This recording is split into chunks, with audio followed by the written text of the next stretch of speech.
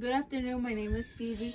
Today I'll be talking about fraternities, of how it's beneficial for students who attend colleges.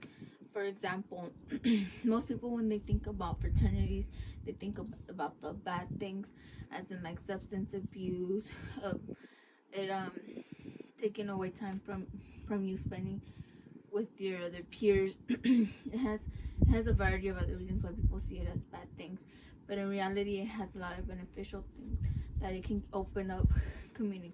You're able to have a better communication with other peers from different countries or states. You have more network. You're able to expand your horizons. One of the quotes that I saw is social involvement, personal and prospering development, networking, and academic support are all common benefits students gain from the fraternities.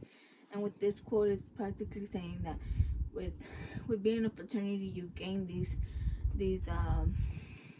skills where you're able to access more time of learning these skills, networking.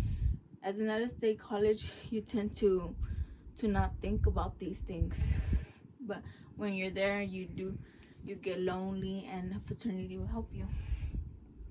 Here are some statistics that I have gathered. The Greek life by numbers: 40% of students are involved in the Greek life, and that is because it does help them when they're in an out-of-state situation or an out-of-state college. They are able to gain these networks and gain relationships with other people. Fraternities in the U.S. Greek systems and the largest network of volunteers, with a number of 10 million other services each year. Fraternities, they also do a lot of help in the communities. That helps the community, and it helps them as well to build that relationship with one another, their peers. Fraternity pros: an expanded of a social circle, which that's having more friends, having more of a stronger network, having able to assistance when you need help with a certain situation or etc. You have future leadership opportunities that lead to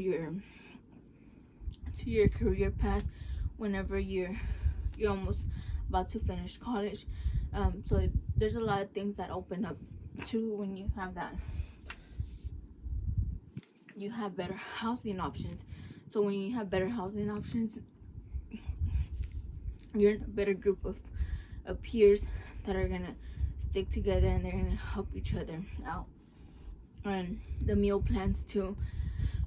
Sometimes you cook for yourself, or you cook for the entire group of friends that live there. Having academic standards, you have to have a certain GPA, certain grades, you have to make time for your grades as well. So it's not just being in a fraternity. There's expectations that have to be exceeded or to stay in there. And then there's instant connections where you meet people from other countries, states, and you're able to talk to them and see related situations that you're in. There are cons. It costs money. It takes up some of your time as well. Dealing with stigma. You have new rules and hazing risk. Yes, it does take some of your time, but at the end of the day, you're gaining network, and you're getting better opportunities. You're getting these skills that you might not have earned them throughout the time. Me, as when I went into college, there was no fraternities where I went, but we were seven sister colleges, and in those 7 sister colleges, UMass had fraternities there. And some people would go to our college, and they would explain to us the fraternities, of how they worked, of how it has made them a better person, how they're able to gain these skills. They were able to tell me about how they experienced, how whenever they felt in college, how they were out-of-state students, so they did feel lonely, and the fraternity took that that lonely gap, they were able to interact with other people, and they just enjoyed their time.